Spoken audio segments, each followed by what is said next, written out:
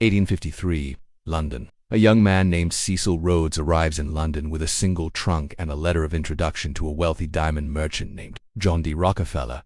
Having grown up in South Africa, Rhodes was captivated by the vast mineral wealth of the region and dreamed of building a railroad that would connect the riches of the interior to the ports where European ships awaited their cargo. Though Rhodes' vision was grand, his means were not, so he turned to finance an industry he knew little about, but quickly learned the tricks of the trade, and with Rockefeller's help, sold shares in his mining company to eager investors back in Britain. Soon, Rhodes was rich beyond his wildest dreams and ready to claim the fortune of an empire. Rhodesia, named for its founder, is one of the world's wealthiest countries today, but it was not always this way. In fact, when Cecil Rhodes set his sights on the region, it was just another obscure colony of the British Empire. That all changed when Rhodes made a personal fortune by stealing land from the indigenous people and forcing them to work on his farms as slaves. He then used that money to buy out the competition and form the powerful chartered company, which ruled over the territory with an iron fist. Under Rhodes' rule, the colony became one of the most profitable in the empire, producing more than half of the world's supply of gold.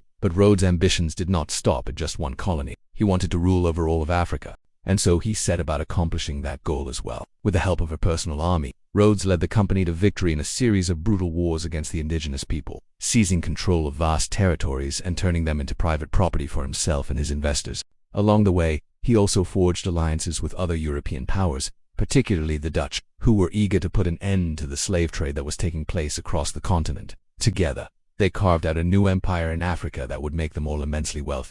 The British government was quick to take advantage of this new situation, granting Rhodes a noble title and making him responsible for defending the empire's interests in the region. However, Rhodes soon found that he had made powerful enemies in the process. As the leader of the chartered company, he had become the most powerful man in Africa, but his rivals were determined to bring him down. They accused him of everything from corruption to treason, and even plotted to assassinate him. Rhodes was forced to flee for his life, leaving behind his fortune and his empire in ruins. But Rhodes was not done yet. He may have lost his fortune, but he still had his wits and his health, and so he set about rebuilding his life in exile. He traveled around the world, meeting with leaders and dignitaries, and eventually returned to Britain a hero. There, he founded the Rhodes Trust, which would go on to fund some of the most important research and scholarship in the world. And so, although Cecil Rhodes may have died a broken man, his legacy lived on through the institutions he created. His dream of a railroad connecting the riches of the interior of Africa to the ports where European ships awaited their cargo became a reality in 1910 when the first train ran from Cape Town to Cairo.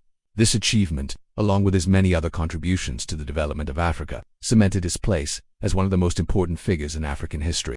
If you enjoyed this video, stay tuned for more cinematic history. Thanks for watching.